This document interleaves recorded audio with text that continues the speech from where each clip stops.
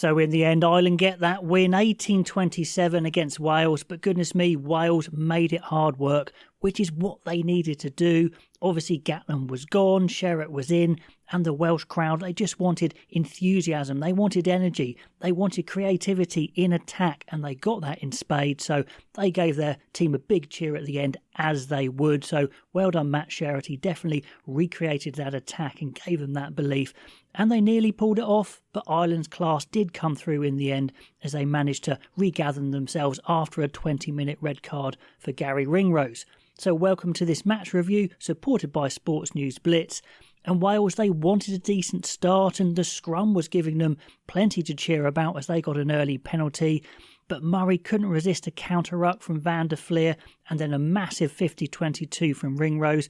Really, that decent start goes up in smoke as Ireland get into their Borg attack, their resistance is futile attack, where they're all in the right place at the right time, and the try is a fantastic one. Sheer power from Joe McCarthy, pumping through weak tackles from Will Griff-John and Rowlands, and then a swift pop and a really good try from Jack Conan. No, he's an absolute barbarian of a player, and the lamentations of the crowd, you could hear them from Wales as it was 0-7 early on, and you thought, oh no, this could get messy. Wales again looked like they might get into the game with a good high bomb from Anscombe, but Daffyd Jenkins goes off his feet, so wasting a few good attacks at the beginning there in the opening 10 minutes, but the big positive is the scrum until D overthrows from a penalty line out. But anyway, they're looking decent in the scrum and they're looking to have intent in attack at least.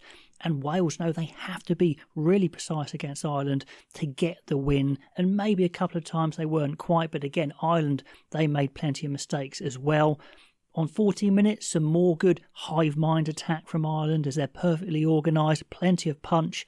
But what Wales did do in defence was number up well. There weren't that many clean breaks for Ireland, and even though Ireland made metres, they were at least stopping them. And then the third scrum penalty in a row for Wales really helps them clear their lines. One little side note in this first half is Nicky Smith was off for a mouthguard triggered HIA, but have I seen anyone fail an HIA from a mouthguard one? I don't think so. That doesn't seem to be working. Let me know what you think there. But Gareth Thomas is on, and actually his first act is unfortunately to collapse a scrum, and they concede some points there from a penalty. So it's 0-10, even though Wales have started fairly well. At least they get on the board as Gareth Thomas makes up for his mistake immediately with a big tackle on Sheehan, and McCarthy is offside, so it's 3-10. The crowd gets that lift. Blair Murray runs a nice counter-attack, and goodness me, Blair Murray played so well once again. I wasn't sure he was going to be the top quality international fullback, but he's taken his chance, and that shirt is absolutely his.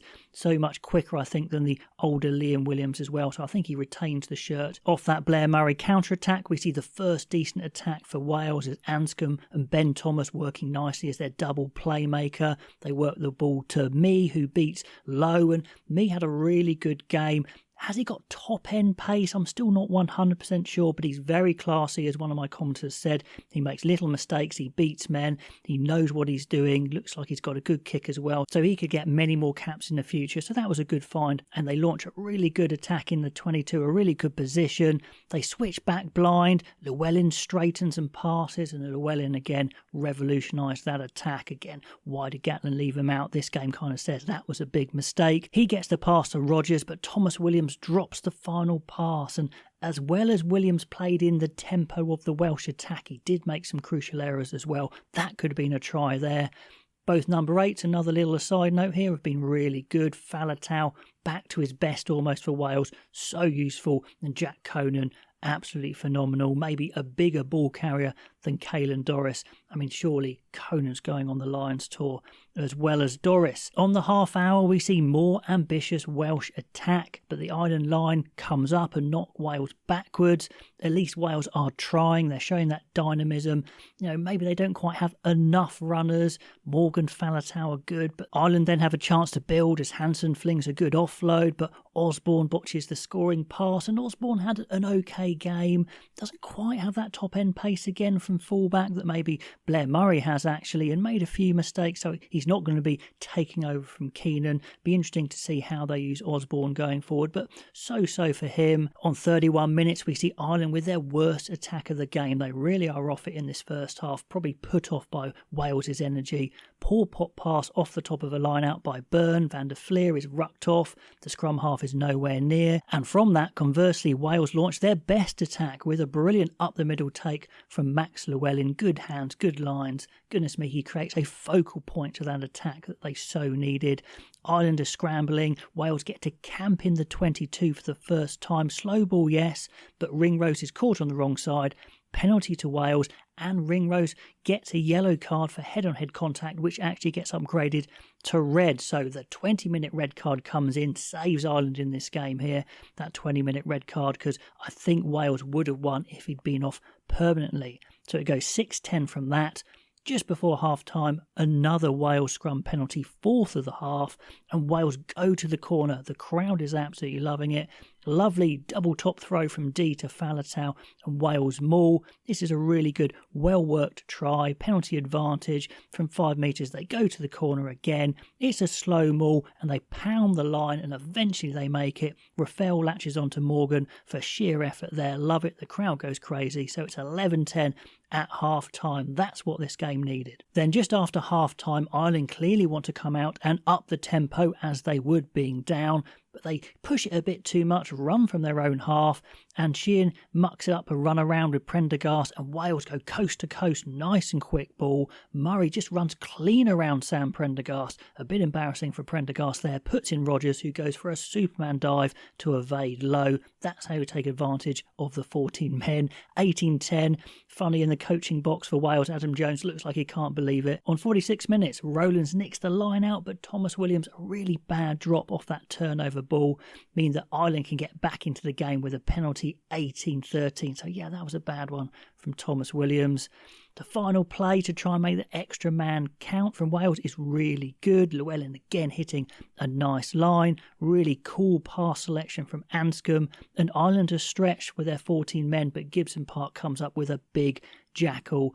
And Ireland survive. Aki comes on and we have a final half hour 15 versus 15. I think one of the differences in the second half was Ireland's kicking out of hand. Gibson Park, some absolute monsters. Prendergast, when he connects with his spirals, are amazing. One class spiral kick, 50-22, is over Jared Evans' head perfectly. Penalty advantage from that attack, and then a speculative crossfield bomb from Gibson Park is a bit too long, but Lowe does so well, jumping out and batting it back to the waiting Osborne, and we're levelled up 18-all. You know, the crowd are going crazy. It's really exciting as a neutral. I'm loving it, but the heart must be beating out of the chest for the Welsh and the Irish fans, which is what you want from the Six Nations. That Welsh venom in the tackle is good. The rucks, the carries, they're just a bit more vicious than in the previous rounds, which is what we wanted. Ireland's attack, again, is making ground, but Wales are at least completing their tackles and making it hard for Ireland, who have given away far too many penalties than what they would like. Then more high-quality kicking from Ireland. It's James Lowe with a really clever kick on the turn, forcing Wales back. And Ireland launch a good attack this time with Gibson Park really stepping it up. Nice looping play, breaking off a ruck. They go to 5 metres out and it looks like Hansen is in the right-hand corner, but Blair Murray, amazing work to hold him up. They get a penalty, but Murray definitely saved 4 points there. So that's 18-21, 3 points in it. Wales are still trying to play, but Ireland just stepping it up a bit in attack, swamping the attack. Aki makes a massive jackal. Just these big moments go Ireland's way in this second half. It's a penalty from 50 metres out, and Prendergast absolutely nails this one. 18-24, so that's 6 points. So the game is still there for Wales if they can get one more try, but unfortunately they can't. Jared Evans, you've got to say, has made a big difference since coming on for Anscombe. Really creative, really positive, really confident. So clearly Sherratt has let these guys play, but there's good shape there as well. They're not just chucking it around all over the place. But then the match-winning moment for Ireland, Henry Thomas in a high ruck position, not very good, gets taken off his feet easily, and Prendergast gets a penalty to go 9 points up. So it's 27. And at this point, the game is gone, but Wales just keep on trying. They try and run the length of the pitch off another missed penalty, but can't quite do it. The crowd give them a big cheer, as they should, as they've lifted a nation, but they weren't quite good enough to beat Ireland, and I think that's rightly so. Ireland, they go on, but they've been given a scare. They're going to want to be better, but let me know what you thought of that game down below. Love to know. If you like these sorts of match reviews, please do like, please do subscribe, and I'll catch you next time.